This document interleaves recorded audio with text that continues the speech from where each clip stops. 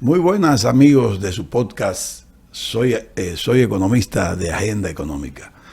Miren, hoy yo estoy muy complacido de tener al invitado que tengo, el que nos va a acompañar en este tiempo del podcast Soy Economista.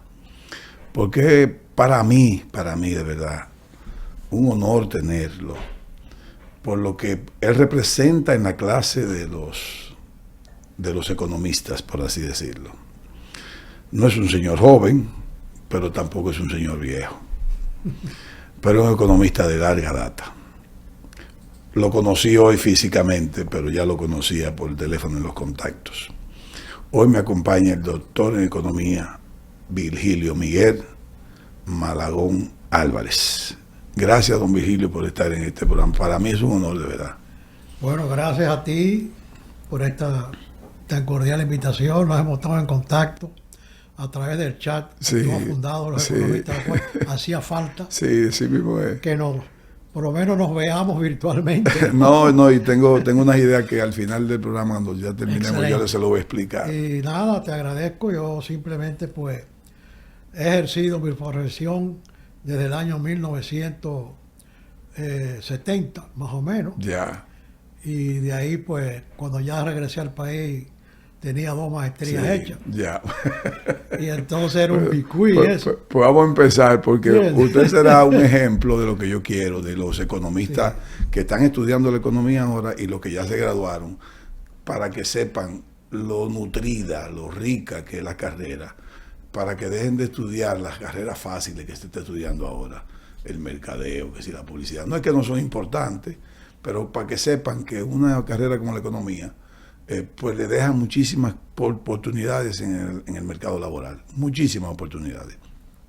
Así que vamos a empezar, don Virgilio, para que usted ahora tiene que irse para atrás, a recordar cosas. Vamos a ver a don Virgilio en el cuarto de bachillerato. Wow. En ese colegio que usted está estudiando, que no se sabe si usted iba a estudiar economía, si usted estaba decidiendo estudiar economía, o qué iba a estudiar don Virgilio, o Virgilito.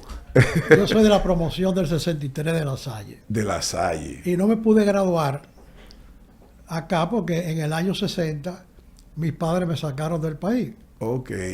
Porque, ¿verdad? Son gente que estaba muy al tanto de muchos eventos. Mi familia, los Álvarez, como tú sabes, y mi papá pues tomó la decisión, junto con otros amigos más, de enviarme a estudiar al exterior. Ya cuando yo regresé... Sin haberse graduado. Sin haberse servido sin haberme graduado. Yo me fui en el segundo año de bachillerato. Ya, ok. Pero hubiese sido, y me reúno con ellos porque ellos me quieren muchísimo también, de la promoción del 63. ¡Qué felicidad! De la cual estaba Fran Reinier y Fran Mendez. Okay. Y un grupo de los Barceló, etcétera, ¿no? Que mantenemos muy buenas relaciones todos. Ya cuando yo regreso de la Universidad de Puerto Rico, porque yo... ¿Usted terminó el bachillerato en Puerto Rico? No, yo tenía el bachillerato en la Escuela Militar de Georgia. Ok. Y de Georgia Military Academy... ahí fue, creo que también estudió Hugo Giuliani Curi. No sé, Hugo no es de mi... En Georgia Tech. Nelson León sí. Pero a lo mejor Georgia Military Academy era una escuela militar privada. Exacto. Georgia Tech quedaba a 2 horas de camino. Y Fort Benning quedaba bien cerca. Y yo todos los entrenamientos de verano los cogí en Fort Benning. Ya. Porque eso me ayudó a obtener el grado, ¿verdad?, de oficial cuando ya me gradué de la promoción. Qué bien.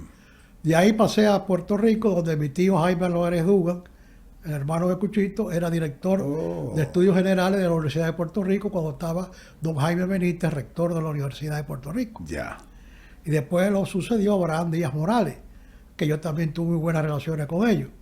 Y ahí hice mi vida académica, profesional y parte comercial. O sea, usted estudió, la profesión fue en Puerto Rico. Todo, hasta las maestrías. Ok, ya, en Puerto Rico. Sí. Ok. ¿En qué universidad? En la Universidad de Puerto Rico, en Río Piedras. Ok, ya. Entonces... ¿Economía o qué? Economía y planificación económica, ambas. Ya. O sea, con entonces usted decidió estudiar desde que terminó ese high school. Porque a mí me fascinan las matemáticas. Ya. Y cuando empecé a dar econometría, con un profesor polaco que estaba exilado en Puerto Rico prácticamente, pues era muy buen matemático, él me entusiasmó para que yo iniciara con el Laboratorio de Estudios Económicos de la Universidad de Puerto Rico. que la cual incorporamos también el Departamento de Estadística. O sea, ayudar a un profesor. Ayudar y coordinar. Ya. Porque era una carga bastante pesada. Siendo estudiante. Claro, en esa época los modelos econométricos aplicados a Puerto Rico eran muy exiguos.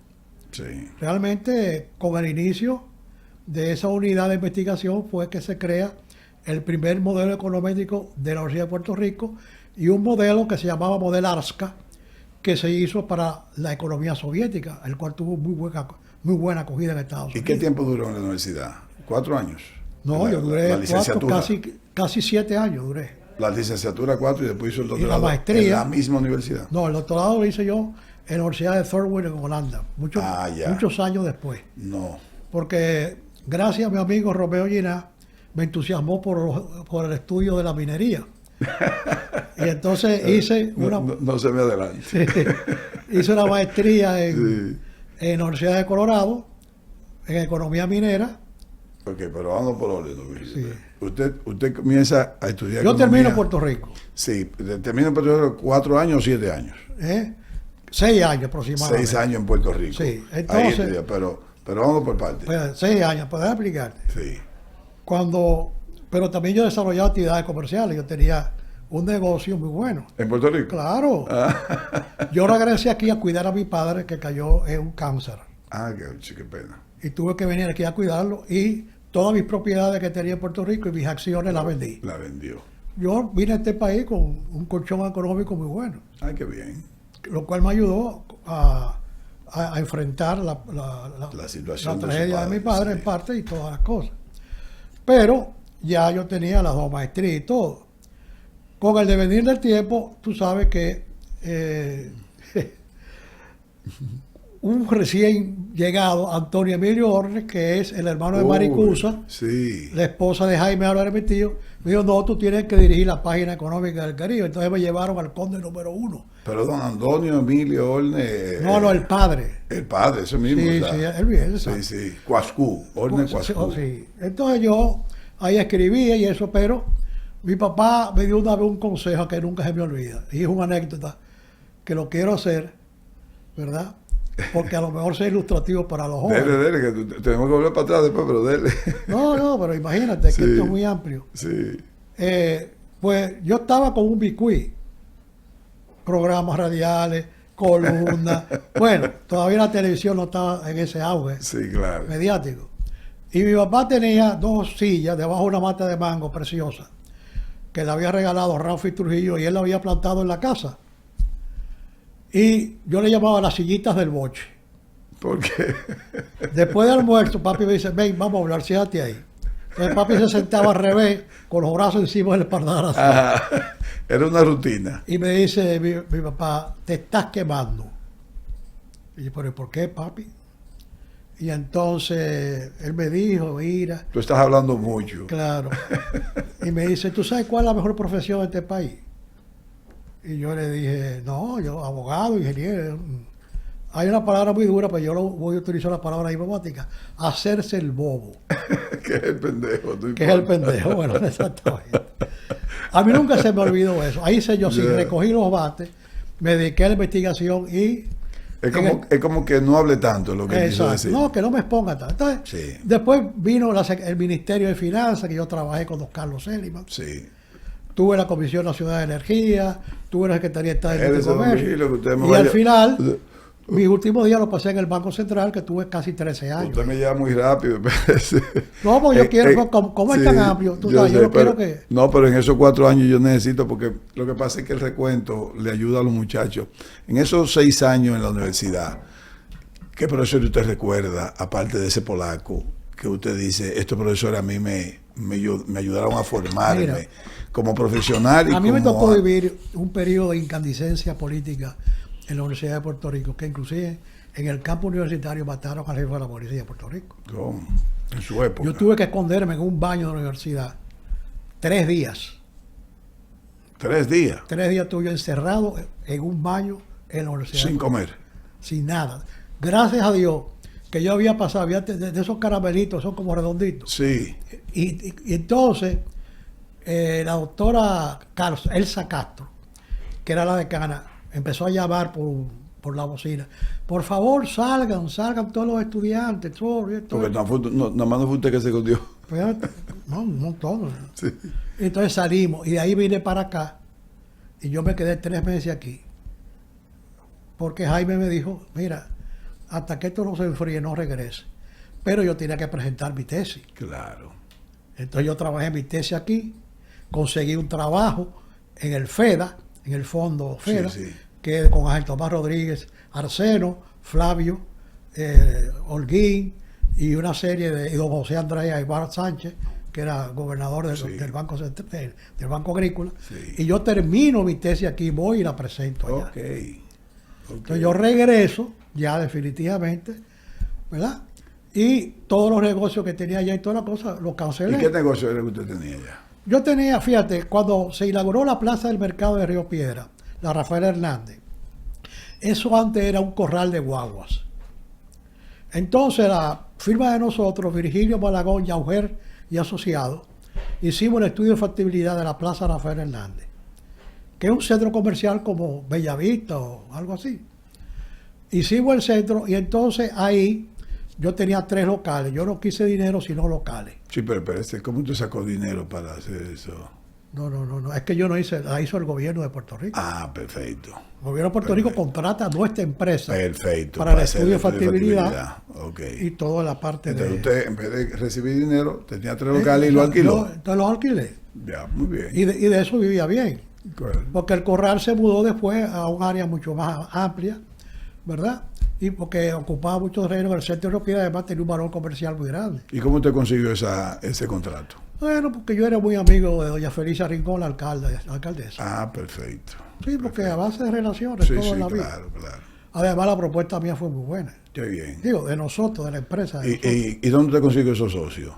Allá mismo, en la escuela de graduados de universidad. Planificación Económica. Ok. ¿Eran compañeros de estudio? Sí, exacto. Ok. ¿Qué recuerda con ellos dos, con esos socios que usted tuvo? Bueno, imagínate la vivencia, porque cuando vino el problema... ¿Ellos eran dominicanos o eran puertorriqueños? Puertorriqueños todos. Ya. Sí. Bueno, pero déjame decirte que yo, en la misma pensión, yo vivía con varios miembros del Combo Quiqueya. No me digas. Sí, y en un momento dado, ¿verdad? pues, la primera compra de instrumentos, tanto Marcos Troncoso y un servidor fuimos a Villa Piano, que quedaba en la parada 23 de Santurce, y ahí, pues, nosotros fuimos los solidarios para la deuda, para el fiado. Ah, pero qué bien. Y tenemos un chat del Combo Quiqueya y esos son mis hermanos. ¿Verdad? Yo los amo. Oh. Perdimos a Neudo y, ¿verdad? Y Sí, claro. Lo que queda, estamos en contacto. ¿Usted es un buen bailarín?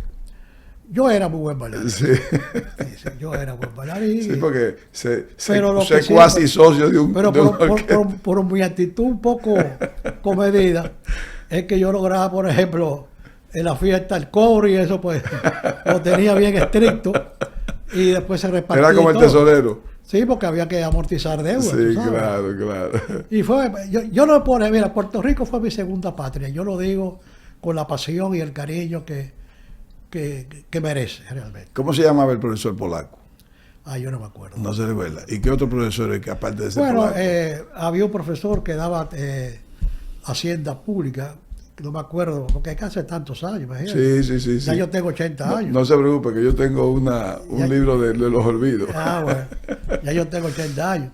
Pero era un cuerpo, había el Matías, que estuvo aquí. Por eso fue que usted no coincidió con Hugo Giuliani Curi en Georgia, porque estuvieron en la misma academia militar, pero él tiene 5 años más que usted. Sí, pero él fue a Georgia Militar o a Georgia Tech. Bueno, Georgia Tech era... Es una universidad que no tiene nada que ver con sí, pero él primero estuvo en la parte militar. Yo no sabía. Sí. Conmigo estuvo los Nelson León, ¿verdad? Que además habíamos 3 dominicanos ahí. Qué bien. En el momento de... Pero nada, ¿qué te digo? Yo tengo... Profesor entonces de la universidad. Dígame uno más que usted dice... Es que imagínate tú. Bueno, estaba José Villamil, que era muy bueno. Ya. Había uno que el que me daba la micro, la econometría, que después estuvo aquí en Lucamaima. Ay, Dios mío, ¿cómo que se llama? Bueno, no me acuerdo. Que estuvo aquí en Lucamaima. No es el cubano. José Antonio. ¿José Antonio qué? José Antonio... No recordaba yo, no sé. Herrero. José Antonio Herrero. Creo que sí que era Herrero. José Antonio Herrero. Sí, sí. Sí, que era, pues, que vivía por cubano, ahí por el kilómetro 25. Correcto, sí. cubano que se radicó en Puerto Rico. Sí. Ese me dio a mí micro. Sí. Porque él era muy amigo. Y así, la Universidad de Puerto Rico acogió a muchos profesores de mucho calibre de España, de Cuba, de México, muy buenos. Entonces usted a los 6 años de estar en la universidad vino acá por lo que usted me acaba de decir, Exacto. vendió todo, Sí. duró un tiempo acá y después fue que fue para Holanda. Yo hice un doctorado en la Universidad de Thurwood, ya estando prácticamente en mi vida profesional dirigido hacia la minería. Después que yo termino los estudios de posgrado en la Universidad de McGill en Canadá, Ya. y después cogí unos cursos en la Universidad de Colorado Ajá. en Boulder. ¿Qué curso usted cogió ya? Todo es economía minera. Ah, Todo, ya. O sea, todo, usted le encantó la minería. No, todavía, Sí. esa es mi pasión. Entonces, con el tiempo, obviamente, pues yo seguí, cuando el Chato se fue a la Comisión Nacional de Energía, me llevó para allá, cuando fue a refinería me llevó para allá, y yo manejaba muchas cosas, todas las estadísticas las manejaba yo. Ok. De hecho, ya, y una cosa importante, en esa transición, Juan Tomás Mejía Ferio me nombra a mí director de la Escuela de Economía de la UFO. Oh, Y tú sabes que fue alumno mío, Andy de Aguaje. Ya, me imaginé. Andy. Tuvo tremendo No, estudiante. habían seis niveles PhD ahí. Ajá. Era para mí en ese momento era la mejor escuela de Sí, economía. pero y Andy salió. No, Andy es excelente. Andy de los mejores, Mejor de los Y Alberto Veló es muy bueno también. Sí. Excelente. Había muchos muchachos muy buenos ahí, muy buenos. Qué bien. Entonces, ¿qué te digo? Yo he desarrollado todo esto y me entusiasmé con un programa doctoral que tenía en la Universidad de Holanda. Había que pasarse la malla 2 meses para uno hacer En Holanda. la defensa de la tesis y las cosas. Ok. Fue de los primeros ejercicios virtuales y era muy bueno. ¿Cómo así? Virtual, ¿cómo así virtual? Virtual. Usted Ya hizo, sí. usted hizo una maestría virtual. Maestría no, doctorado. Doctorado virtual. Sí, en parte. En parte. Sí. ¿Por qué? Porque yo mandaba por correo Ah, todos los estudios y sí. todas las cosas. Cuando era virtual, era por correo. Bueno, pero era virtual, porque no era Sí, porque presencial. Yo hice una mínima carrera No era de presencial. alimentación por correo, sí, que no era presencial. Claro, porque no sí. era presencial. Sí. Pero Fue interesante, ¿eh? pero para defender la tesis sí tuve yo que ir y todo. Ya. Y hacer toda la retinué. ¿no? Ahí Que- duró 2 meses, tenía que durar. 2 ahí. meses. Casi Ya. 3. Y de minería también fue. O el doctorado, no, doctorado. Sí, fue en hidrocarburos. Pero Ya, yo no quería que la te quitaran así porque eso limitaba mucho. Entonces, ya. realmente es un doctorado, un PhD, ¿Por qué cogió Holanda? ¿Por qué escogió usted porque el programa era incluir hidrocarburos. Holanda? Por eso fue. ¿Y qué experiencia usted tiene entonces con Canadá, que sí fue presencial? Que ¿A quién usted recuerda ya como Bueno, estudiante, imagínate compañero, tú, profesor? Eso fue en la Universidad de McGill, Sí. Canadá. Me acuerdo que me cogió la huelga de los recogedores de nieve. Y yendo yo para la universidad En resbalé. pleno invierno. En pleno invierno. Resbalé y me di un golpe con un bope y quedé inconsciente en la calle. Cuando me despertaron en el hospital, que daba el dispensario de la Universidad de McGill, Peligroso. ahí, eso. peligroso. Cuando yo ahora veo una cantidad de gente, yo, "Coño, ¿qué pasó?" Y entonces yo, Ahí estaba su "Usted papá, es su médico". mamá. Déjame decirte que había más abogados que médicos Para la demanda. para la demanda. Y yo, no, yo vine a estudiar aquí, yo no quiero verme involucrado en nada de eso, déjeme tranquilo. Sí. Entonces la universidad, como un gesto, me pagó la Porque bien. estadía, ¿no? Qué bien, qué bien. Room and boarding, como le llaman. Sí, sí. Y nada, y lo hice ¿La bien. estadía o los gastos médicos? Sí, no, eso lo cubrió el Estado. Ah, ya. No, Ok. no, allá ok. es diferente, ¿no? Sí, sí, muy diferente. Y yo, imagínate, la universidad me quedaba del hotel en St. Catherine's Avenue, muy cerca. Yo salía a pie y Iba a llegaba. pie. Ok. Pero salí tan rápido ese día que cuando salí del hotel no vi la capa de hielo y cuando rebalé Ay, Dios mío. me dio un golpe aquí. ¿Y qué tiempo duró en la clínica? Como 3 días más o menos. Ah, bien, ok. No perdió clases. No. O sea, no perdió. Bueno, a clases sí, pero eso Sí, pero 3 se días. recuperó después. ¿no? ¿Y en Colorado? Colorado eran cursos muy técnicos, eran diplomados y cosas así. Ok. Que yo los hacía para estar actualizado. Ahí Ok. recuperé yo el famoso mapa de William Gap, que fue el primer geólogo que hizo un estudio de geología de la isla de la Hispaniola. Usted no quiso ser geólogo, ya usted era No, economista no. con una maestría y doctorado en minería. Ya, yo no quería, ¿tú me entiendes? No le interesó para no hacerle competencia a Osiris de León. No, pero no es por eso. No. Es que la geología Sí, demanda mucho tiempo, sí, claro. sobre todo claro. mucho trabajo de campo, tú sabes. Sí, mucho. Y para geología yo tengo a mi hermano Romeo Giná, que para mí es el mejor geólogo que hay aquí. Ajá. No, Romeo, excelente. Mejor que un Osiris. Osiris tiene su estilo. Y Romeo tiene su estilo. Ya lo quiero poner yo a usted a pelear. ¿Entiendes?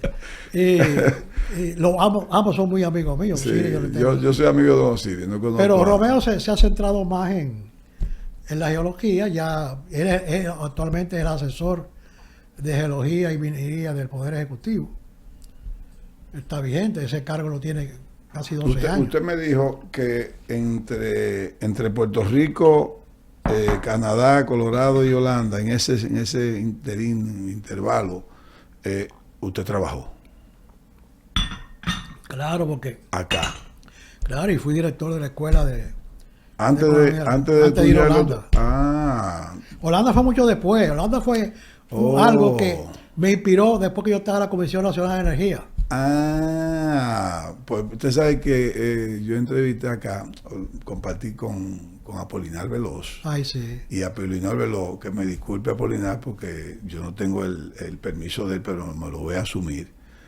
Apolinar Veloz está terminando ya este año el doctorado en economía después de mucho Bueno, tiempo. Porque excelente. él dijo, es que yo nunca dejé de desear ser doctor en economía. Claro. Aunque podría ser, mucha gente dice que no lo necesitaba, pero dice, pero es lo que yo quiero. Y está terminando su doctorado Pues, en España, lo está haciendo virtual y presencial. Está en la línea correcta. Sí, Lo felicito. sí. O sea que usted también se cogió mucho tiempo. Ya yo, pero lo hizo. ya yo estaba cincuentón cuando lo hice. Yo Sí, estoy así. ya.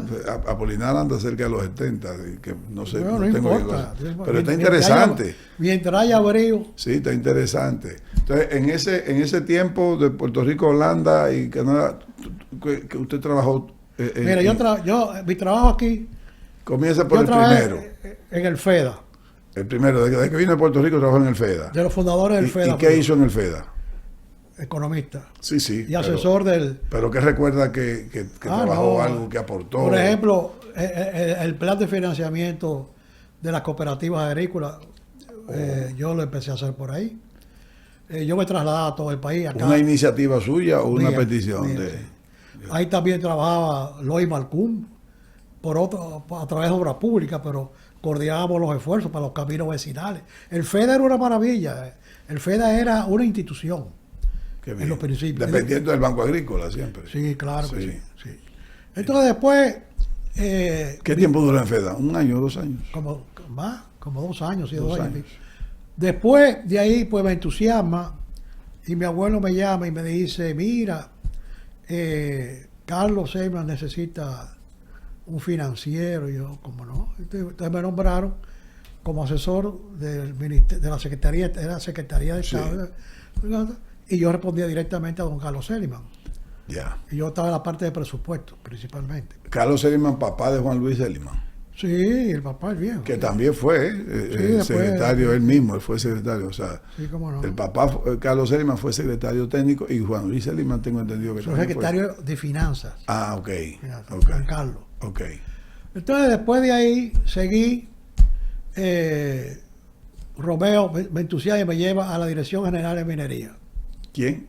Romeo Ginás. Ah, ok, ya. El geólogo. Entonces, ahí rehicimos la Dirección General de Minería. Todo. La ley 146, tratamos de mejorarla, pero no ¿Ya pudimos. estaba en el local? No. Ah, ok. Sí, ya estaba en el Boca, sí. Ah, ok. Correcto, sí, ya Sí. estaba. Quinto piso, Sí, creo. el 10º piso. 15º piso. Por ahí que anda. Bueno, entonces, todo esto que yo te digo, yo he pasado toda mi vida analizando, estudiando y proponiendo. ¿Y qué hizo en la Dirección General de Minería? Yo era asesor.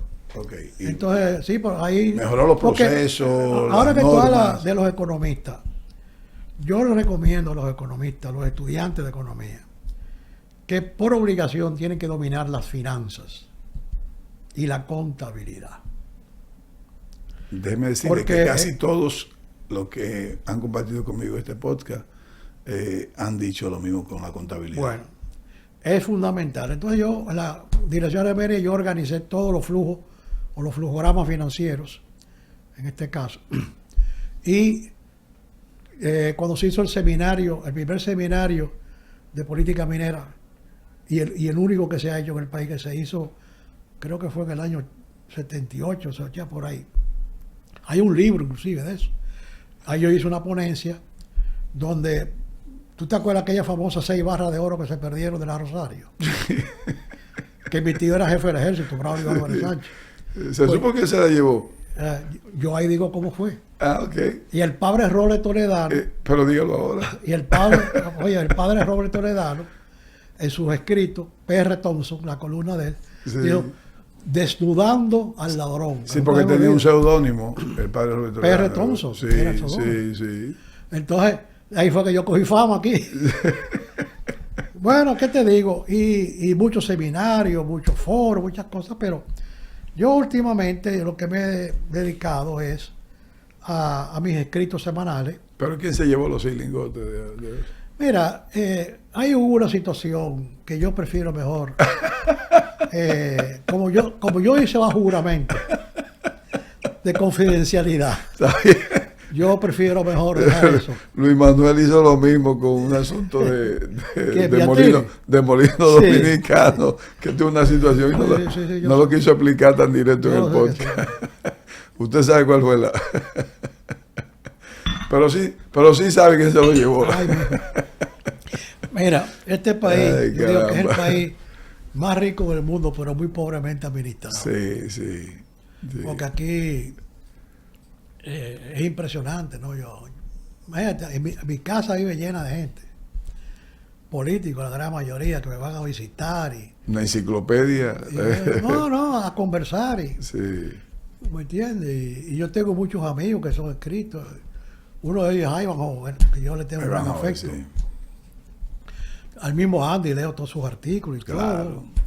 ¿Me entiendes? Son casi obligatorios leerlo. Y el de Andy, el de El Jaime mismo Aristi. Jaime Aristi también, Sí. como no. El mismo Magín antes de estaba Bernardo escribiendo Vega, Bernardo escribe sí, también. claro. Y muchos de Luis ellos. Manuel. Y entonces tengo varias peñas, pero es que se me juntan 4 peñas los sábados por Zoom. Va una. Una, la rifo. La alterna. No, la rifo, en serio, la rifo. Es verdad. Sí. En este que va a participar ahora. Sí. ¿Y por Entonces qué por yo- Zoom? ¿Eh? ¿Y por qué por Zoom? Las peñas son buenas presenciales. Bueno, pero tú sabes que la cosa está difícil. Ya, ok. Y entonces antes pues tú ibas y te reunías en una plaza y eso, pero de repente tú ves que te rodea un grupo de personas que no respetan la intimidad de la peña. Y ya nos ha pasado varias veces eso, Lo en divulgan. varios centros comerciales. Divulgan las cosas. No. Tú sabes que el dominicano glevoso le gusta hablar muy alto. Sí. Entonces tú no puedes tener una peña de camaradería en una plaza pública. Hablando. Habla porque hay 4 o 5 mesas que están boceando. Correcto. Y entonces el ambiente no es propicio. O sea, entonces ya estamos buscando en una de las peñas un sitio que sea exclusivo. Claro, hay que consumir, porque es lo que yo le digo. Si vamos al sitio A, al Cigar Club o al Cigar Hay que Salud, fumar. hay que fumar o beber. Digo, estamos claros, ¿verdad? O un café, puede Un ser que es no, más no, barato. no, ahí no. Ahí no funciona. El dueño, que es muy amigo mío, dice, ¿qué van a beber? Sí. Es la primera- O hágalo en un kiosco del Mirador, ustedes lo alquilan, ahí se pueden hablar ahí. Hay un sitio muy bonito en el Mirador que lo estamos viendo, Ya. que es de Máximo, de la hija de Máximo, bueno, ahorita me acuerdo, que estuvo mucho tiempo en Codopesca y es de los expertos pisciculturistas de aquí. Máximo Nicolás. Ok. Y la hija de él tiene un sitio muy bonito que se llama Colaito. Ok. Y ahí me gustó y vamos a ver. Sí. Digo, el comercial es gratis. Sí, no importa. no importa. No, pero ¿qué te digo? Como esto es muy coloquial, ¿verdad? Sí, claro, claro. claro. Pero yo toda mi vida, y te lo digo, mira, ya el último, vamos a decir, pinino que yo he hecho, yo le mandé el año pasado, en julio del año pasado, al presidente Abinader un proyecto de ley. Toñito Almonte era todavía ministro de Energía y Minas, y Toñito lo tenía también, donde yo elaboro el nuevo documento del Ministerio de Minas y Hidrocarburos. Ah. Va a salir todo publicado en la revista Mundo de Negocios ahora, como artículo principal. Okay. Entonces, yo no solamente elaboro el proyecto de ley completo, sino la motivación y cómo resolver el negocio eléctrico. También. O sea, yo doy las dos alternativas. ¿Lo ve como negocio o como sector? No, negocio. Negocio. ¿Usted entiende que tiene que ser un negocio? Un negocio. Olvídate del sector, bla, bla, bla. En los Estados Unidos le llaman authorities, autoridades de. En Puerto Rico la autoridad de fuentes fluviales, por ejemplo. Que yo conocí mucho y el señor que era director de eso, pues utilizó los servicios de nosotros, Carlos Velázquez Toro. Y yo tuve amores con la hija de él por 6 meses, ¿verdad? Encantadora muchachita. Yo era jovencito. Claro. Entonces, ¿qué te digo? Que el negocio eléctrico, aquellas personas que nos oyen hoy y nos ven en YouTube, tiene que pensarse de una forma muy sencilla. Usted para generar necesita cobrar. Usted para transferir por las líneas de transmisión y transmitir necesita generar. Por lo tanto, necesita cobrar. Sí. Entonces, si usted no cobra, no genera. Y si no genera, no transmite. Mira qué sencillo. No hay que ser un genio. Entonces, ¿qué pasa? La CDE se concibió bajo un concepto extraordinario. Correcto. Trujillo fue un genio en eso. Ahora bien, ¿qué pasa? En regalar la energía fue Trujillo, porque la regalaba. No, lo que pasa es que salen los costos de operaciones. Pero acuérdate que el peso valía más que el dólar. ¿Tú te acuerdas de eso? Sí. Entonces, ¿qué resulta? Que cuando tú quieres sectorializar cualquier servicio, ¿verdad? Vamos a decir cotidiano, como es el caso de la energía eléctrica, el agua, la recogida de basura, ¿verdad? Parte de el control del tráfico, parte de, ¿verdad? Entonces, cuando tú pierdes el horizonte del negocio, automáticamente tú estás creando una estructura parasitaria, dependiente de la ubre estatal, que ya se le acabó la leche. Ya esa ubre está seca, como lo voy a leer yo ahorita por aquí, que trae un papelito para leer. Sí. Muy breve, así que tranquilo, no se preocupe, usted tiene tiempo. Entonces, ¿qué pasa? Ya es hora, y yo se lo he dicho muchas veces por correo al presidente, en todos mis artículos que yo he escrito sobre eso, lo puedes buscar en Google, lo pueden buscar y todo, en los medios, casi siempre es el Hoy Digital, Mundo de los Negocios, Acento, el Momento.net, y a veces el Miami Herald pues publica algunas cosas. Entonces, yo lo que quiero decirles es que los servicios públicos, si no son rentables, dejan de ser públicos y caen en el plano de la ineficiencia. Porque la educación tú puedes... Y al final no se brindan. Exacto, no, que es lo peor. Sí. Porque la educación, claro, tiene que tener un sostén jurídico legal en base a la constitución de los países. Garantizar el derecho a la enseñanza, todas esas cosas que están en las constituciones de la gran mayoría de los países. Pero los servicios públicos pueden ser públicos sin problema, bajo un esquema legal público, pero su administración tiene que ser privada. Estoy de acuerdo. Entonces, señores, como le he dicho varias veces en mis artículos, señores generadores, vamos a rescatar a la CDE. Si no quieren llamarle corporación, no hay problema. Llámale Compañía Dominicana de Electricidad. No hay problema. ¿Dónde? ¿Verdad? Los generadores aportan el capital, pero el que aporta activo aporta pasivo. Porque tampoco el Estado... el pasivo del Estado dice su capital accionario. No me diga. Oh, pero mira qué lindo. No. Tienen que hacer una reestructuración. Sí, porque ahora el único que pierde es el Estado. Exacto. No, aquí hay una cifra que de espanta madre. Yeah. Entonces, tú tienes que primero hacer una reestructuración de los activos de generación y de los activos de transmisión y de los activos de administración. O sea, locales, etcétera, torres, cables, generadores, plantas, calderas, todo ese tipo de cosas.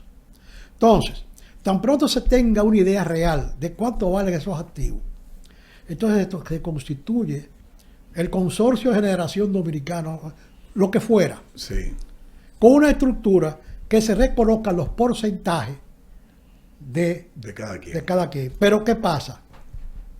Yo le sugiero al presidente Abinader que si hace eso, usted le diga a esos empresarios, bueno, sus activos valen 1.000. Perfecto. De acuerdo. Ahí hay 1.000 de activos para el consorcio, ¿no? O la empresa. Ahora, yo le he dado a ustedes 5.000, que yo quiero que me lo reconozcan como capital accionario. Okay. No es que el Estado siga asumiendo la deuda, no. Es que lo que el Estado ha aportado en estos últimos 5 años, lo que fuera, sea parte del capital accionario, y eso es válido. Porque así es que está la deuda del Banco Central. En 49.51, por ejemplo. Bueno, como salga. Pero la administración es del sector privado. Claro, en la Junta de Directores va a haber un miembro del Estado, obviamente, y eso está claro. Entonces, si tú logras el Ministerio de Minas y Hidrocarburos y sacas el negocio eléctrico, automáticamente la Comisión Nacional de Energía... ¿Y a dónde cae? ¿Y bajo qué cae el eléctrico? ¿En la Hacienda o qué? Bueno, déjame explicarte. Ahí voy. Entonces, cuando tú reestructuras el Ministerio de Minas y Hidrocarburos, que nada más se ocupe de la industria extractiva y la geología de la exploración y la permisología, esas 3 cositas nada más. Entonces, la Dirección General de Minería, la Comisión Nacional de Energía, sería el nuevo, entre comillas, Ministerio de Energía. Okay. Sería el órgano regulador que sería parte del consejo directivo de ese nuevo consorcio privado del negocio eléctrico. Entonces tú tienes ya la estructura hecha. Yeah. La estructura, el marco regulatorio, la Comisión Nacional de Energía, empoderada como Ministerio de Tuquera de Energía, solo, no hay problema. Parte representante de la teneduría accionaria del Estado ante ese consorcio. Importante eso. Con un porcentaje y una presencia en el Consejo. Entonces, ya rescatamos la parte minera, ¿eh? Ya el negocio eléctrico arrancó. Entonces, ¿qué pasa? El Ministerio de Minas y Hidrocarburos, hay que hacer una reingeniería administrativa total ahí adentro, donde cada uno de esos viceministerios se conviertan mejor en organismos operativos, o sea, en direcciones generales. Okay. Eso ahorra gastos de operación que se pueden invertir en vehículos para ir realmente a la supervisión. Porque tú sabes que tú no puedes meter un carrito Kia a una montaña escabrosa, lejísimo, porque no vas a llegar. Claro. Tú tienes que tener un vehículo adecuado, claro, para hacer las inspecciones. Claro. O sea, se puede hacer muchas cosas y coger la ley minera 146 y reestructurarla completamente. Que hay, porque la ley minera supuestamente cede ante la nueva ley del ministerio. Sí. Pero en el fondo, el corazoncito minero del ministerio sigue siendo la ley 146, aunque no está activa. Yo quiero ir un chin atrás. A ver. Usted me dijo que usted fue director de la Escuela de Economía de la UNFU, sí. ¿Usted recuerda qué cambios usted hizo, qué encontró, qué dejó? Lo primero fue que reestructuré la nómina. Porque también dio clase. Sí, claro. Sí. Yo di varias, hasta econometría di yo. En la UNFU. Arturo Martínez Moya era profesor. Ok. Gustavo Volmar. Gustavo Volmar, sí, claro. ¿Me entiendes? El Sí. padre Mujía era. Mujía. Inclusive. ¿Y José Chao? También. Sí. Sí, Pepe Chao, sí. Sí. Y, El cubano. sí, y muchos de la escuela de finanzas y eso. Inclusive había una asignatura en el pensum mío que yo incluí seguros para que el economista estudiara por lo menos las nociones básicas de la mecánica del seguro. Ok. O sea, que el muchacho que salía de ahí, su dirección. el muchacho que salía ahí, salía preparado en teoría económica, análisis financiero y el comercio. ¿Y cuánta materia usted dio? ¿Cuánta clase usted dio? O sea, ¿usted dio No, econometría? yo di la economía básica de introducción, Ok, que después se convirtió en un seminario de verano, ok. para ahorrar el tiempo a los estudiantes. Qué bien. Daba la 101, micro y macro 102. Ok.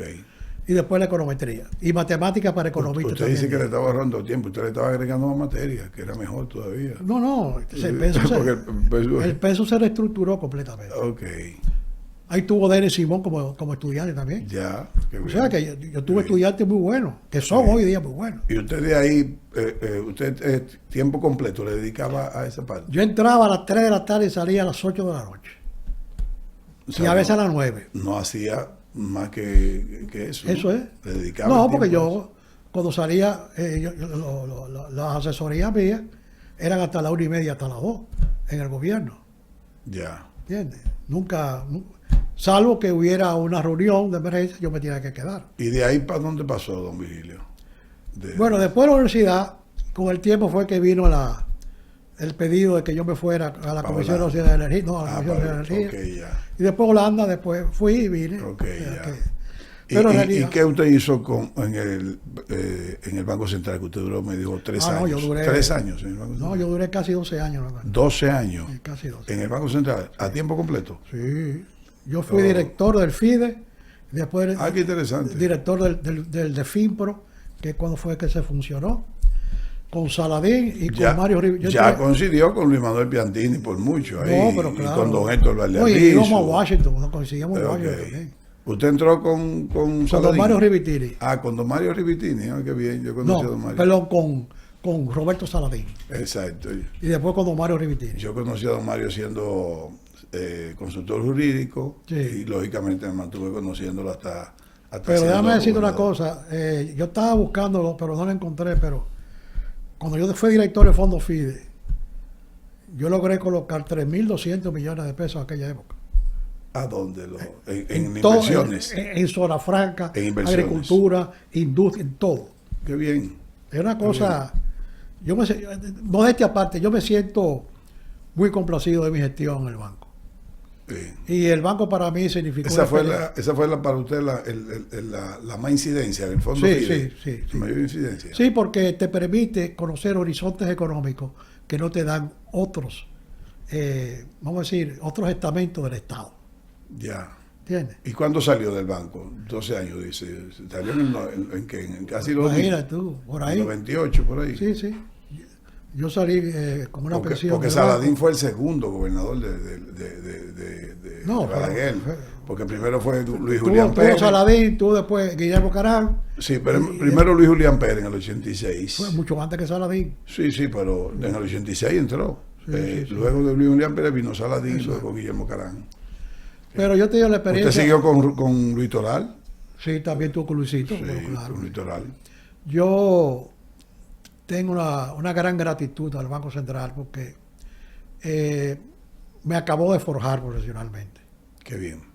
y me solidificó.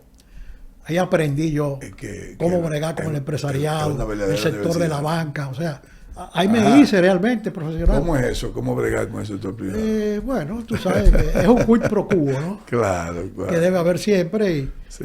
Y lo más importante en todo esto es saber escuchar. Yo hablaba muy poco en las reuniones. Yo tenía un cuadernito. Te voy a hacer una anécdota. En una reunión de la Comisión Nacional de Desarrollo, que don Luis Andrés Pérez, Luis Julián. don Julián Pérez, insistía con mi papá, Don B, porque ya parecían Don B, de Don Vinicio. Ya.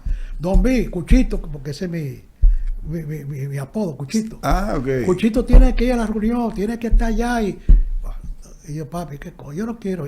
Yo, ve, bueno. Ahí me sentaba en Palacio, como Balaguer, que yo cuatro. ¿Te respetaba a su papá? No, yo adoraba a mi papá y lo respetaba. Aparte de adorarlo. Mi papá se ganó el respeto, hacer el cariño y la rectitud. Qué bien. Punto. Y mi mamá fue la que me alfabetizó. Yo cuando entré al colegio, entré al 6º curso. No me digas. Porque ella en la casa me alfabetizó y el profesor Castro Colón era el que iba a enseñarme matemáticas, ciencias sociales y español, ¿verdad? No me digas eso. O sea que a mí me educaron en la casa primero. Fíjate tú no me digas eso. Tenía el colegio Santo Tomás al lado, al ladito, al ladito. Pero bueno, volviendo al tema, en la Comisión Nacional de Desarrollo, yo siempre iba con un cuadernito y anotaba todo lo que decía todo el mundo. Callado, nunca hablé. Una vez fue una persona e hizo una exposición. Voy a reservar, porque... Sí, está bien. Y no, todo el mundo hablando, ¿verdad? Y Balaguer es así, mira. El joven al final, la mano derecha. ¿Cómo usted se llama? Y yo le dije, Excelencia, Virgilio O sea, fue en Palacio entonces. Sí, en Palacio, en la mesa de Palacio estaba. Dice, Excelencia, Virgilio Malagón Álvarez. Ah, tú eres el nieto de Cucho. Y yo le dije, sí, Excelencia, yo hasta me erizo. Sí, qué bien. Sí, Excelencia, yo... Sí, ahí lo veo anotando todo y no ha dicho nada. Y entonces, no me digas eso. Yo digo, Excelencia, ¿usted me permite entonces? Por favor, ¿cuáles son sus pareceres a lo que ha planteado fulano y fulano, no? Y yo destruí el argumento de esa gente en 5 minutos. Todo el que ha hablado. De los 3 que hablaron. No me diga eso. Porque yo tengo un poder para poder resumir cosas increíbles. Se atrevió. Bienvenido, Brito. Siempre me lo decía a mí. Tu capacidad de síntesis es increíble, Brito. Bienvenido, Brito. Sí, muy amigo. Qué bien que fue sí, de bienes nacionales y todo. Claro. Y Luis Eduardo Toro también. Sí, claro. Entonces, yo hago el resumen y ya hice varias analogías, sobre todo utilizando la Escuela de Economía de Milton Friedman, que es la escuela que yo siempre, porque Keynes y yo no estamos bien. Entonces, porque el que le gustan los números, busca cifras. El que le busca cifras, busca apoyo. El que busca apoyo, busca entonces ¿qué? ¿De dónde salió la cifra? Claro. Y si la cifra no se contradice, como dice la cosa dice, dato mata a relato. Ok. Es una frase que la puso de moda, ahí bajo NG Cortina. Sí, dato mata a relato. Entonces, y ahí empezó una amistad con Balaguer. Sí, pero espérate, dígame cómo fue que destruyó la... No, en base a los argumentos. ¿Pero cuáles fueron los argumentos? Es que es muy largo. Pues diga algo. Estaban hablando de la productividad agrícola. Y justificando, y que si los caminos vecinales... Entonces yo hice un análisis de lo que era productividad agrícola, realmente. Usted tenía que realmente medir la productividad agrícola por tarea. Porque cada rubro tiene una productividad diferente. Depende de los insumos que tú utilices. Así es. Incluyendo el insumo de mano de obra. Así mismo es. Entonces, obviamente... En la época en que se cosecha. Todo esto, entonces, cuando yo le dije al doctor, mire, lo que pasa es que la distribución de los insumos conspira contra la productividad, doctor Balaguer. Se lo dije a sí mismo. Se quedó calladito, me acuerdo. Entonces mi me dice, usted tiene razón. Eso quiere decir que todos esos recursos que van al agro deberían de rendir más. Yo, sí, Excelencia. Por lo menos un 30% más, le dije yo. Me acuerdo que el que del Banco Agrícola y Agricultura que estaban ahí. Usted no pertenecía a ellos, usted estaba en el Banco Central. No, sí. No, todavía no había llegado al Banco Central. Ah. Y entonces yo estaba en la Secretaría de Finanzas con Don Carlos. Ah, ya. Que fue mucho antes del Banco Central. Ok. Y entonces yo le dije eso y me acuerdo que Meme Viña, que estaba en el CEA. Sí, así es. Se para y me dice, yo apoyo totalmente lo que dice ese joven. Porque Meme era muy claro, ¿no? Sí, correcto. Duro y curvero. Correcto. Y son experiencias, para no cansar a los amigos del podcast, Tú no vives. ¿Y qué dijo al final el doctor Balaguer? No lo nombró secretario de Agricultura. Me integró a una comisión de evaluación. Sí. Okay. Y ahí fue que revivimos otra vez el Pitágoras. Ya tenía un poquito más de frecuencia de visitar al doctor Balaguer. Sí, cómo no. ¿Tiene alguna experiencia no política con el doctor Balaguer que sea agradable para los amigos? Mi amistad con en Rafael. En términos económicos, porque este podcast no es nada político. Hubieron muchas cosas. Hubieron, que yo te diría, muchas cosas interesantes. Tú sabes que yo hice una gran amistad con Rafael Bellondino. Sí, claro. Porque Rafaelito. Claro. Y casi siempre yo iba a la casa por la noche. A la 25. Al número 25 de Máximo. Y entraba por la escalerita de atrás. Sí. Dejaba el carro abajo y subía. En la Mahatma Gandhi. Sí. Y entonces siempre. Y una vez hubo un conflicto, y ese no te puedo dar detalles, pero. No, está bien. Con un famoso dueño de periódico aquí, que Balaguer le mandó a parar el embarque de periódico, de papel periódico. De papel. Entonces una persona muy allegada a esa persona fue a mi casa. Yo vivía frente al destacamento Duarte, allá abajo en la Lincoln.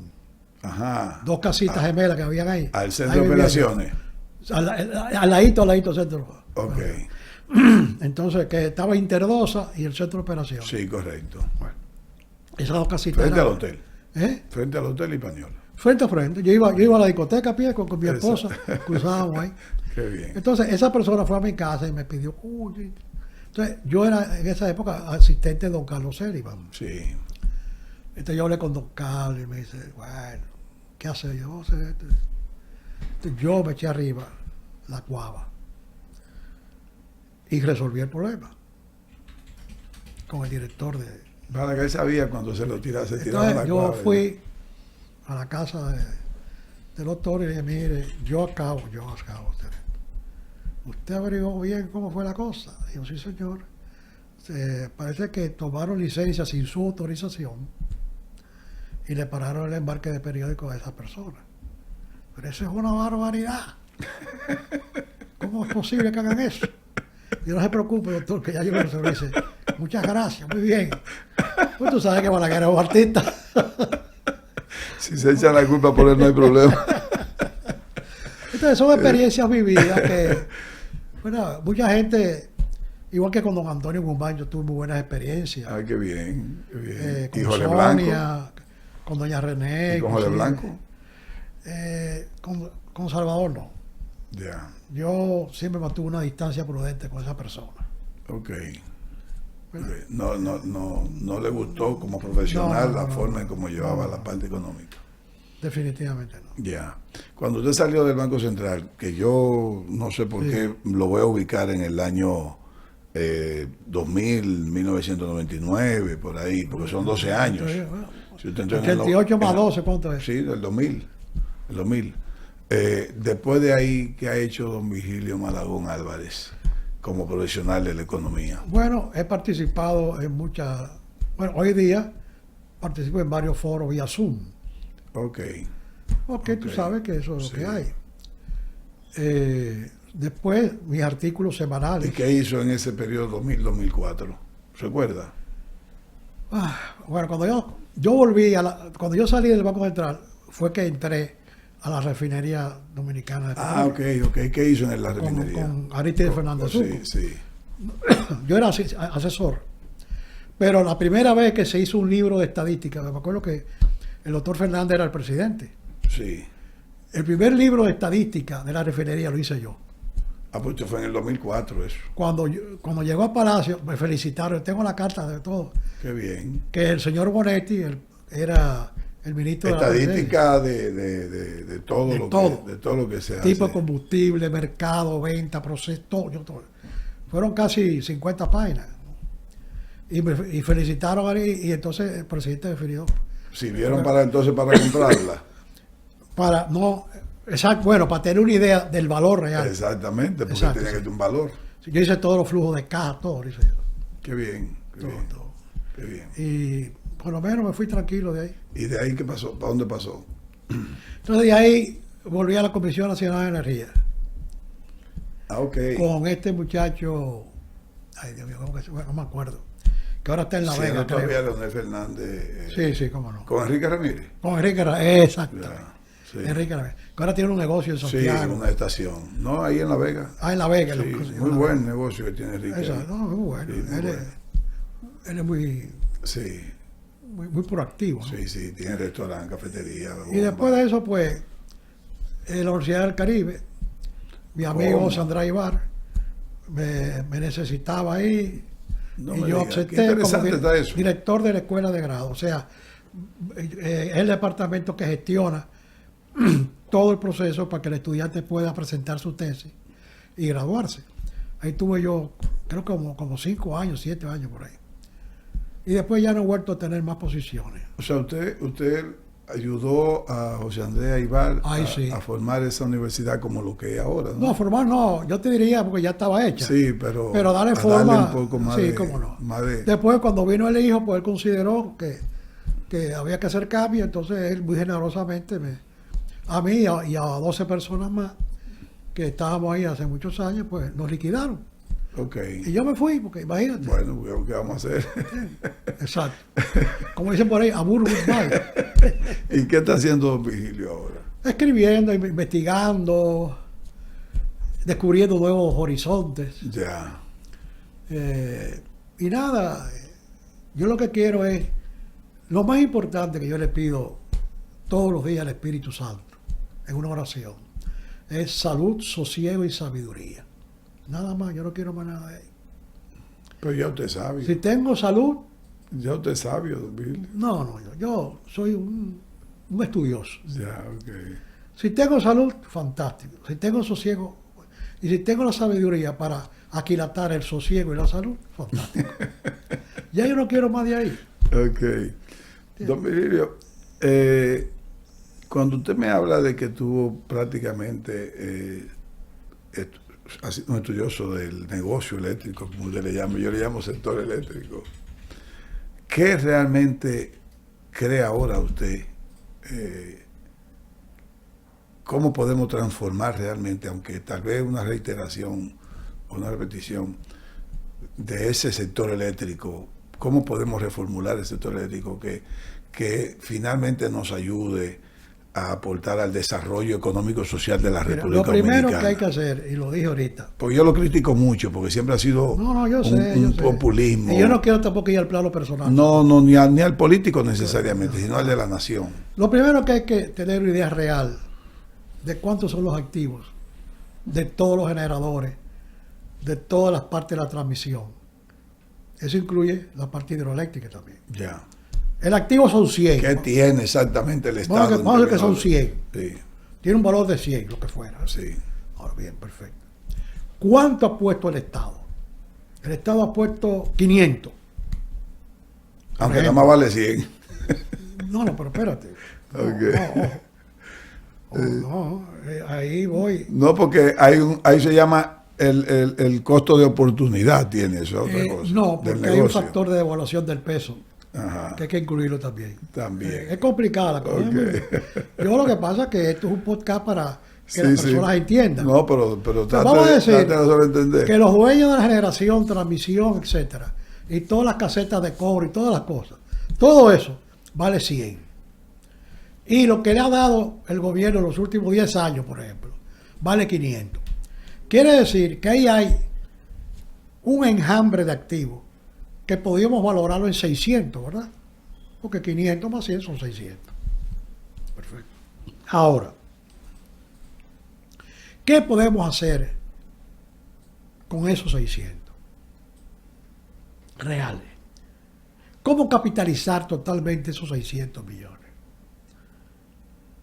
Porque indiscutiblemente la reorganización privada de la generación, distribución y cobro y almacenamiento también, porque se me olvidaron los bancos de los transformadores. Eso va a necesitar financiamiento. Eso está claro. Entonces, mientras mejor... Más financiamiento. Sí, más financiamiento. Mientras mejor definido estén los activos, más sólida es la base de soporte para el financiamiento que se va a necesitar para al menos mantener todo generando y el cobro que sea real, porque hay que despolitizar el cobro. Ya no podemos, ya el país no aguanta esto. Tú no puedes permitir que el 35% de los usuarios sea el que pague su luz todos los meses. Eso no puede ser. Y estoy incluyendo empresas, ojo. Está bien, es usuario. Y negocios, exacto, usuario. No el pobre muchachito de barrio, no. Pero no está tampoco con la tarifa fija de 100 pesos por hogar. Fíjate, entonces, ¿qué pasa? El costo de generación hay que sincerarlo, o sea, porque es que son tantas cosas, es complejo. Mira, yo que conozco bien el mercado de hidrocarburos, por ejemplo, la gente no sabe. La gente cree que hay un barco en la boya ahí en la refinería. Conecten la boya, chupe, va a los tanques. No, eso no es así, ¿no?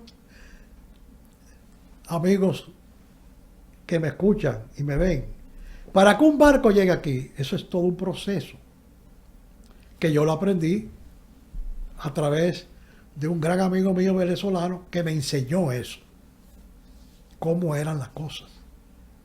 Y por eso fui con una comisión a Puerto Rico a solucionar parte del problema que ellos tienen con el abasto, que muchos productores norteamericanos no podían cumplir con la cuota de la Autoridad de Fuentes Fluviales de Puerto Rico. Entonces yo fui con un grupo de empresarios de aquí a plantear un esquema que por lo menos se presentó.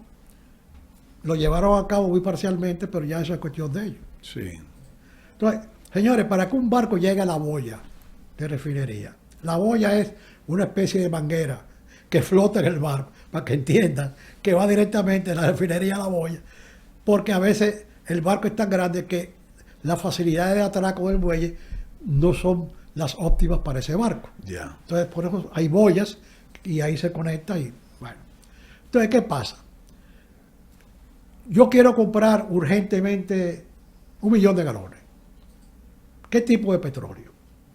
Hay que ver la calidad del petróleo, porque si es un petróleo con alto contenido de sulfuro, mi refinería no lo aguanta, porque tengo que enriquecerlo con otros químicos y sale muy caro. Entonces vamos a suponer que bajo condiciones ideales el país A está dispuesto a exportar pero ese es el inicio. Porque después que se hagan todos los trámites financieros, transferencia bancaria, certificación de allá, de que realmente el petróleo es calidad tipo ZT o lo que fuera, entonces hay que buscar quién lo va a traer. Y eso se encarga una persona que se llama armador, que es el que arma el viaje. Oh, Dios. Ese armador cobra unos cuartos por eso. Y después que el armador está satisfecho y consigue el barco y todo, empieza el trasvase de la refinería del país A al barco. Entonces el barco se llena. Pero antes de que ese barco salga de ahí, tiene que tener ya depositado todo el costo del transbordo y el cabotaje de ese combustible. Una vez eso se cumple, el barco viene ya despachado, entre comillas, y atraca en la boya. Pero ¿qué pasa? Viene un proceso de inspección que cuando Aristides Fernández Sucre y yo llegamos, era muy débil y apretamos la muñeca. Y hay un proceso de inspección que hay que hacerlo en el barco a través de sampling, ¿verdad? De muestreo, cada cierto tiempo del combustible y analizarlo ahí con los equipos que hay para ver contenido de azufre, sulfuro, etcétera, etcétera, etcétera. O sea, es complejo.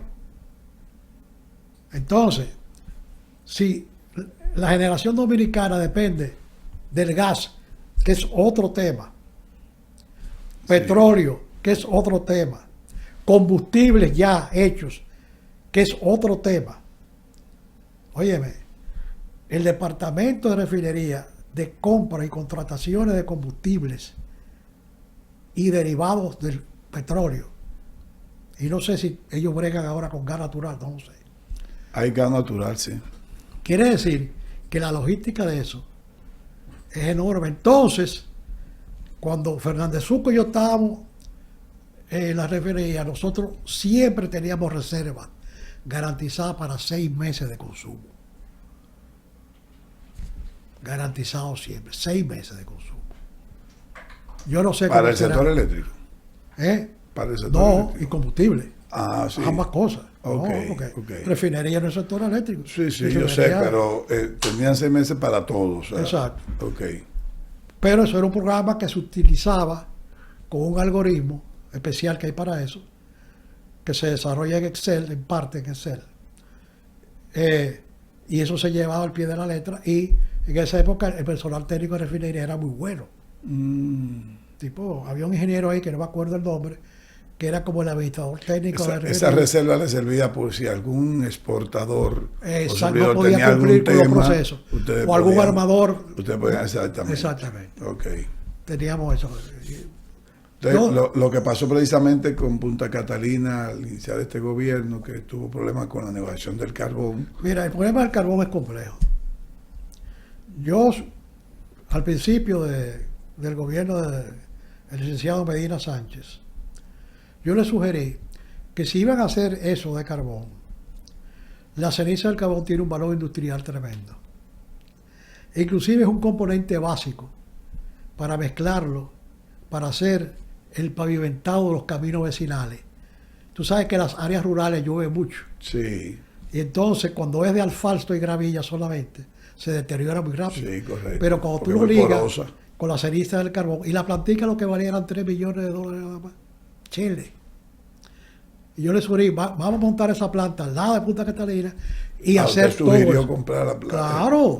La planta. Todo, hacerlo. Sí. Jaime Aristi ha dicho muchas veces que sirve para eso y para hacerlo. Sí, pero el proyecto yo lo tiene, yo se lo envié a ellos hace como 3 o 4 años. Okay. Entonces, el carbón tiene una logística diferente a todo. Primero, hay más, vamos a decir, suplidores de hidrocarburos que de carbón. Sí, claro. Entonces, el carbón que nos queda más cerca, salvo mi ignorancia, es el de Colombia. Pero dice que la calidad no es buena. Depende del filón que tú ataques. Bueno, el carbón de Samaná hay un filón, porque hay un filón de carbón en Samaná, pero no es óptimo porque los BTU son muy bajos. O sea, las unidades térmicas que puede brindar son muy bajas. Sí.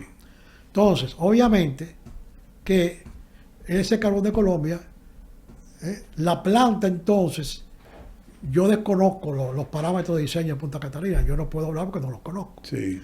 Pero casi siempre las plantas se diseñan no solamente para maximizar, ¿verdad?, la parte de las calderas, para que generen con menos presión más kilovatios, sino también qué tipo de combustible, para qué tipo de carbón, para tener esa presión en caldera para poder generar los kilovatios. O sea, una cosa lleva a la otra. Yo desconozco esos datos, yo no puedo opinar porque no los tengo. Sí. Pero a mí me da pena porque parece ser que, según hay mucha gente que opina y eso, pero parece ser que el problema de Punta Catalina fue un problema de conceptualización de diseño desde un inicio. Que hay varios parámetros y factores que a lo mejor se tomaron en cuenta, pero no lo aplatanaron, como decimos aquí en la República Dominicana, para este tipo de eventualidades que hoy se están viviendo. Ya. El otro tema que quiero preguntarle... Voy a poner un poco de agua. Sí. Es la parte que usted me dijo. La parte de la reforma fiscal que se presentó, que usted hizo una exposición, no sé si escrita. Sí. Yo le envié a la Cámara de Diputados, a Alfredo Pacheco. Ok. Y a través del diputado Elías Wessing Chávez. Y yo sé que se leyó y se... ¿No le gustó la propuesta presentada? No, ellos la leyeron y todo. No, pero la que presentaron, que presentó Hacienda. ¿Usted observó algunas cosas de esa propuesta? Yo, cuando Hacienda presenta la propuesta, yo la cojo y la analizo. Y doy las alternativas. Ya. Envié una copia al correo personal del señor presidente, a través de su secretaria, doña Margarita Pichardo. Le mandé el documento. Pero también lo envié a la Cámara de Diputados, que era donde se estaba discutiendo, directamente a Alfredo Pacheco. Y también el diputado Elías Wessing participó en el proceso. A las vistas públicas no fui, es verdad, porque se me presentaron otros compromisos de la familia. En ese momento tuve un percance de salud con un miembro de mi familia. Okay. Pero me mantenía al tanto a través de conversaciones telefónicas, a través del WhatsApp, etcétera. Me mantenía con la comisión. Entonces, de repente el presidente retira el proyecto, como todos sabemos eso, y bueno, y ahora estamos otra vez. Yo a mi hermano Magín Díaz le envié todos los documentos que había enviado aquella vez, todo, más otro nuevo que preparé de soporte para que él tenga más elementos de juicio, ¿no? Sí. Y Magín no me ha contestado, yo espero que él lo haya recibido, ¿verdad? Y entonces, esta semana sale un artículo sobre qué debe ser la política fiscal, una política fiscal orientada a la producción, no a la dádiva, ¿verdad? Y la semana que viene, entonces vuelvo y repito, mejorado, cuál debería ser el esquema funcional de una política fiscal para la República Dominicana. Son 2 artículos muy completos. Ya casi estoy terminando el segundo para otra semana. Pero en resumen, la política fiscal lo que tiene que buscar es el bienestar. Si no hay empleo, no hay trabajo. Si no hay trabajo, no hay dinero circulante. Si no hay dinero circulante, no hay compra. Si no hay compra, hay quiebra. Punto. Sí, siempre, tan sencillo como eso. Siempre que hemos hablado de la reforma fiscal, lo que hemos logrado analizar, yo humildemente he hecho algunas opiniones, pero he escuchado muchos economistas, al igual como lo he dicho yo, que dicen, primero hay que saber qué República Dominicana queremos para saber qué reforma fiscal tenemos que poner. Totalmente de acuerdo. ¿Qué República Dominicana usted cree que necesitamos Excelente nosotros? Pregunta. Fíjate, nuestra economía es una economía insular, es una economía abierta, como le llaman economía. La economía abierta depende mucho de los factores externos. Nuestros factores externos básicos son turismo, remesas y préstamos. Las exportaciones me agrada que han ido en aumento. Sí. Perfecto. Se podría agregar ese factor. Pero las economías abiertas, como fue Taiwán, fue Vietnam, en fin, eran economías abiertas, ¿no? Entonces, ¿qué pasa? Que ya la economía dominicana, de una economía de demanda, hay que hacer la transformación, como escribí yo hace 4 semanas atrás, a una economía de oferta. Correcto. Y para lograr eso hay que hacer una nueva estructura fiscal. Por ejemplo, para mí el impuesto IPS es una inconsecuencia fiscal. Porque una persona de clase media que se ha pasado toda su vida y compra un apartamentico y lo alquila como su alcancía, óyeme, los ponen a pagar una barbaridad de impuestos. Entonces, ¿qué yo te digo? El clase media le da empleo a las clases más de abajo. Pero el clase media casi siempre está en los hubs de logística y de toma de decisiones empresariales a través del apoyo técnico. Y la clase empresarial, ese 7%, ese 10%, eso es otra cosa. Algunos administran, otros no. Correcto. Entonces, la economía dominicana, ¿verdad? Yo estoy de acuerdo con la zona franca, totalmente de acuerdo. Claro, la diversificación es básica. Yo propuse hace 5 años que Ramón Alburquerque inclusive me llevó a su programa junto con otro economista de la Universidad de Chicago, ¿cómo que se llama? Yo me acuerdo ahora. Porque yo había escrito que ya es hora de que el Banco Central permita las cuentas corrientes en dólares. Ajá. Claro que sí. La economía dominicana tiene que abrirse, ¿verdad?, a la accesibilidad de divisas a través de las cuentas corrientes. ¿Por qué? Porque, pero ya eso es poner a circular las dos monedas. Claro que sí, como ha hecho Panamá, como está haciendo Argentina exacto. ahora. ¿Por qué? Porque eso baja el índice de especulación enormemente y la tasa de cambio. Claro que sí. Al tú eliminar el factor especulativo, porque en base a que tú fijas 30 por 1, eso es etéreo. ¿Entiendes? porque son tasas que están ahí y más o menos es un feeling, yo diría, neuronal que perciben las autoridades y más o menos creen. Y claro, los que tienen el monopolio de compra y venta de divisas en el mercado privado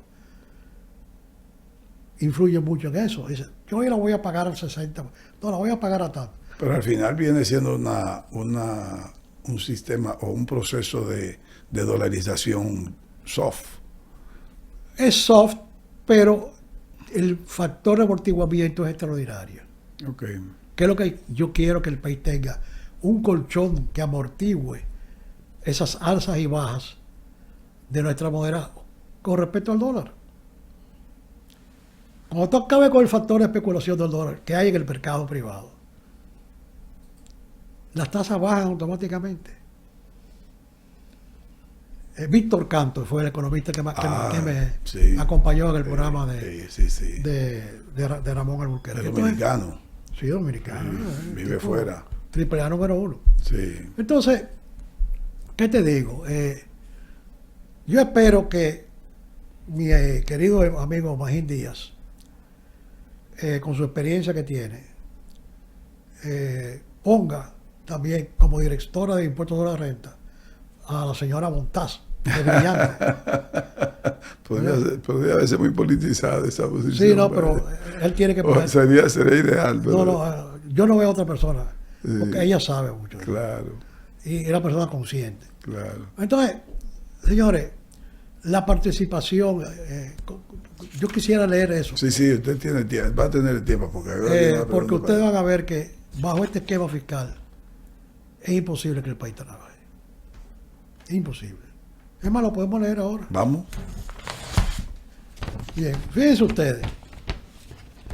Son 8 parámetros que yo tengo, bien sencillitos. 1. La deuda pública consolidada está en 4.657.88 mil millones de pesos, que es el 47% del Producto Interno Bruto, y ha aumentado en un 18% a partir de 2022. Número 2. El pago de interés de la deuda. 333.048 mil millones de pesos, que es el 26.5% del gasto público total, casi la tercera parte. Gasto gubernamental primer trimestre, faltan todavía 3 trimestres más. Dice, porque el año tiene 4 trimestres. Estamos hablando del gasto público total primario. Exacto. Sí. Son 195.100 mil millones. Que eso representa, si tú lo comparas con 2024, caso con aumento de 277 mil millones. Así es. Que es una barbaridad. 4. Presupuesto de educación, todavía lo tenemos en 309.6 mil millones. Segundo mayor gasto después del servicio de la deuda. Ese es el 4%. Pero tú has visto todas las críticas, incluyendo Andy Daguana el otro día. Sí, claro. Le quitaron 50 millones de pesos, creo. 50 mil millones de pesos. No, 50 millones de pesos en educación por una revaluación del proyecto. Oye, el subsidio de combustible.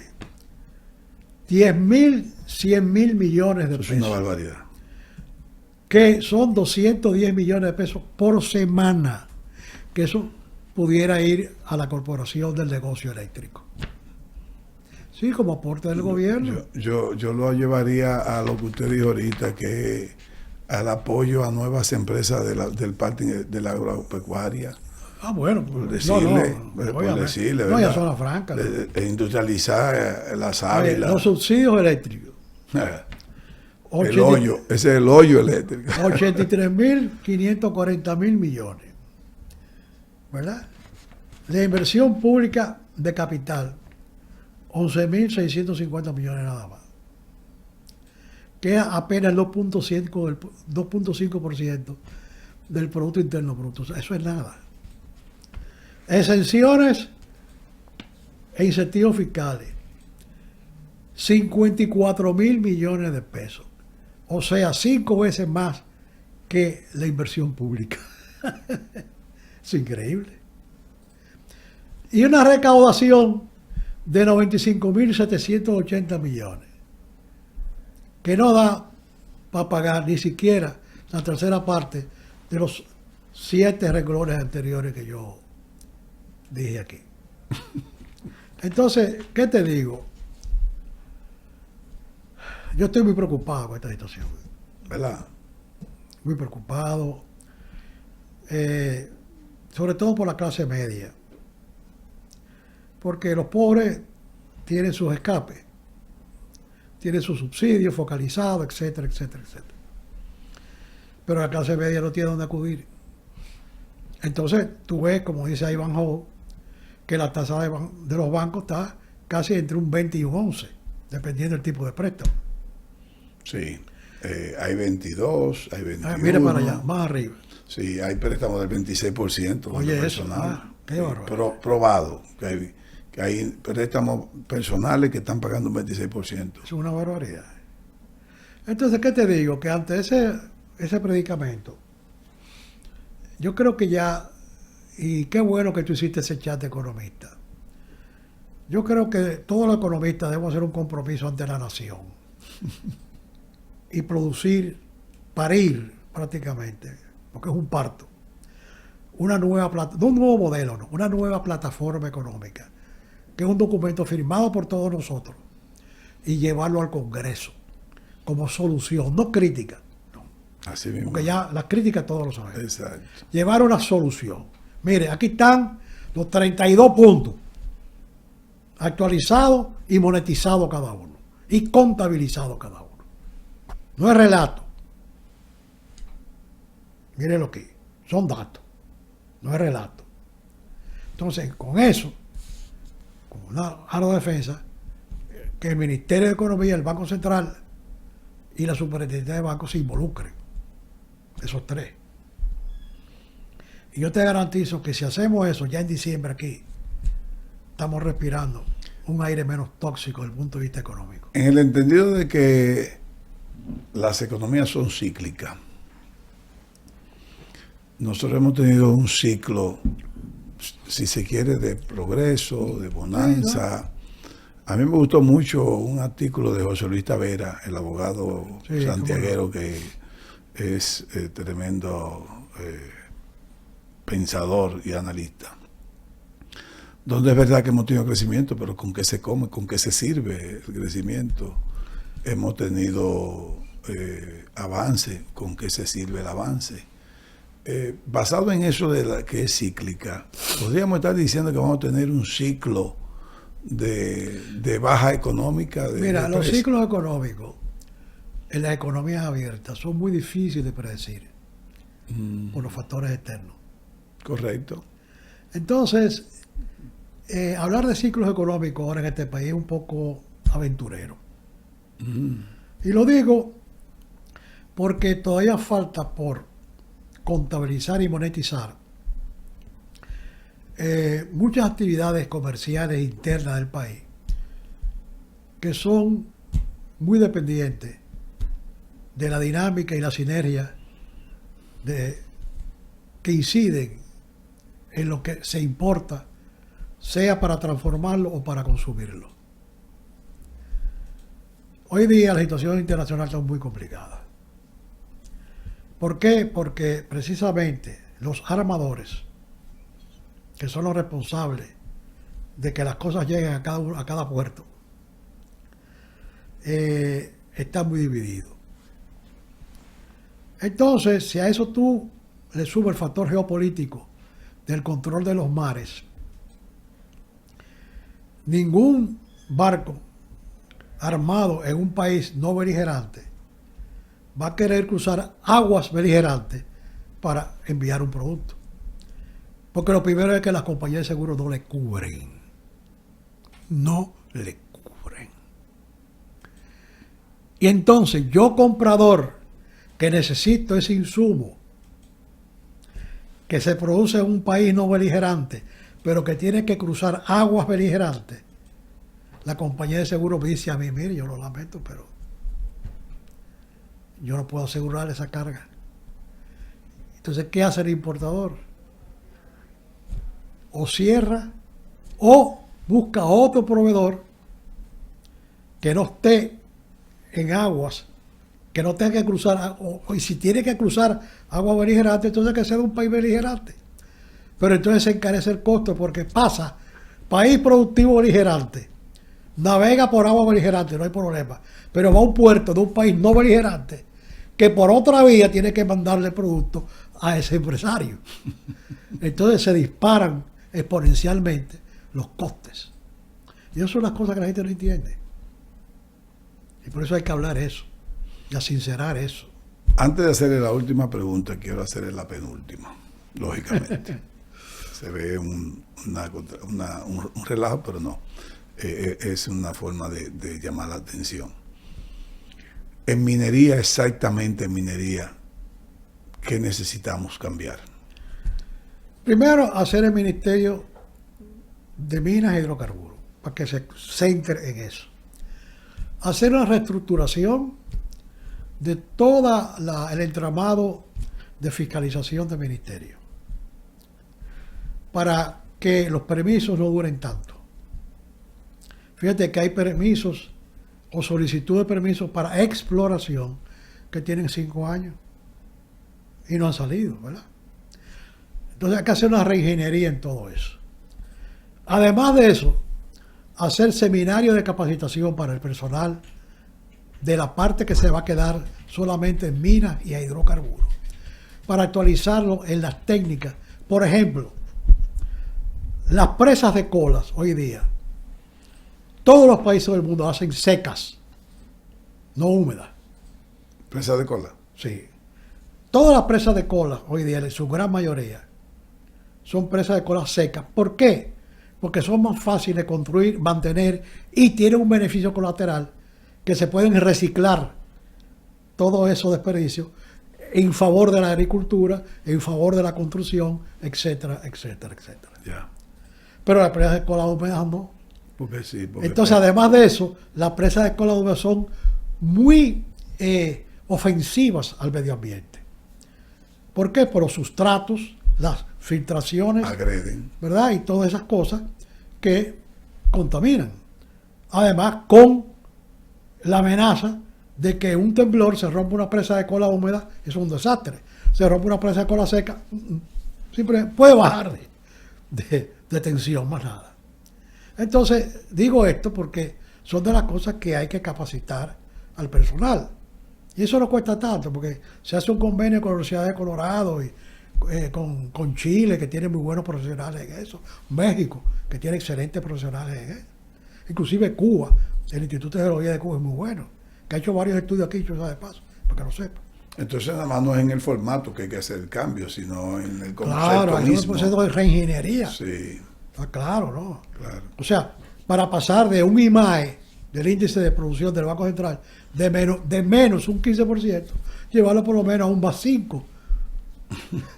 ¿Verdad? Por lo menos, ¿no? Claro, claro. Entonces, te digo esto porque hay que hacerlo, urgente. Porque el sector minero da pena. Y aquí hay mucha riqueza minera. Sí. Y no es, porque yo veo mucha propaganda en los periódicos del ministerio, con la foto del ministro y todo, perfecto, ¿no? Sobre todo cuando se estaba acercando el 16 de agosto, vi que había uno, ahí en el Diario Libre salía un Gima Paira en la parte digital, Sí. y en el Hoy Digital también. Pero el problema no son tierras raras, ¿no? El problema es la estructura. Correcto, correcto. Porque nosotros no hacemos nada. Si tenemos un Potosí de país, si nosotros tenemos la estructura para explorarlo, fiscalizarlo y comercializarlo, Sí. que son las 3 fases, ¿no? ¿Qué mensaje le tiene don Virgilio Malagón Álvarez a los nuevos estudiantes, a los que están estudiando, a los que ya terminaron la carrera? ¿Qué mensaje le tiene como dominicano que van a ser potenciales economistas? Mira, que ya lo son. Gracias, es muy buena pregunta.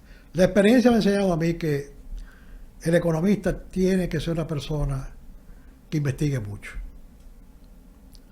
No se puede conformar con una fuente posible. Ya. Para yo escribir un artículo, y lo digo con toda responsabilidad, mínimo 10 fuentes tengo que consultar. Dependiendo del tema, claro está. Y refrescar. Entonces, después que yo cojo eso, yo mismo hago mi análisis estadístico. Ok. ¿Verdad? Proyecciones geométricas, análisis, ¿verdad?, de las tendencias, etcétera, etcétera, etcétera, etcétera. Utilizando regresión lineal y todas estas cosas que se utilizan. Pues yo tengo los software para eso. Ok. Entonces, un economista que no domine las matemáticas que se usan en economía va a pasar mucho trabajo. Entonces, el economista, por eso es tan importante las matemáticas económicas, la econometría y la estadística en la formación profesional del economista. Es muy importante eso, porque eso te da herramientas de análisis y no solamente de análisis, sino de tú poder hacer una proyección en base a un criterio bien analizado. Dato mata relato. Punto. Sí. Es así. Entonces yo los exhorto a... Yo sé que el INTEC tiene muy buena formación matemática, porque lo he visto. Aquí hay instituciones muy buenas, por ejemplo, como el CRES de Santiago, que ellos me mandan todos los meses muy buenos cuadros, excelentes, muy buenos análisis. Y así, ¿verdad? El mismo Andy cuando publica, sí, siempre tiene un sostén estadístico de sus argumentaciones. En fin. Entonces, señores, una gráfica, igual que la fotografía, una gráfica vale 1 millón de palabras. Yeah. Pero la gráfica tú tienes que hacerla con un poco de colorido y eso, porque que yo los utilizo en mis artículos. Aunque he confrontado, y lo digo porque lo sé, con muchos editores de la prensa, porque los gráficos tienen que estar en JPG, o sea, después que tú lo haces, sí, tú tienes que transformarlo a JPG, o sea, y las tablas también. Es complicado, pero no se asusten. Pasar trabajo vale la pena, créanme. Y entonces, nada, eso es lo que hay. Sustente sus artículos con datos. Qué bien. Y el dato usted le pone la fuente. Y si usted lo hizo, usted lo pone y dice, producto de la investigación realizada en tal y tal, tal y tal, tal. Bueno, don Vigilio. Bien, eso es cuando tengo. Muchísimas gracias por compartir este podcast con nosotros. Bueno, imagínate. Y vamos a ver si en una segunda temporada de podcast, ya después que yo entienda que hemos agotado la primera, del concepto habitual o el primario, que es de dar a conocer los economistas de la República Dominicana, me tocará también entrevistar a algunos que conozco de fuera. Veremos después en qué transformamos el podcast Soy Economista. Bien. Yo te digo que ojalá que nos pongamos todos de acuerdo y de aquí a diciembre se produzca un documento de soluciones económicas para el país, porque yo necesita creo que el aporte de todos nosotros. Yo creo que el presidente necesita eso, sí, honestamente. El gobierno. Sí, el gobierno, sí. Sí. Sí, y él, porque tú sabes que aquí, cuando se habla de gobierno, todo el mundo mira al palacio. Sí, claro. Pues somos presidencialistas de nacimiento. Sí. Sí, porque lo ideal no sería hacer algo para buscar preventa, sino aportar. No, jamás. Aportar. Digo, yo en lo personal, yo no cobré un centavo por ninguno. Mi participación es pro bono. Así mismo es. Totalmente. Bueno, pues muchas gracias. Gracias a ustedes. Y a todos ustedes. Sí.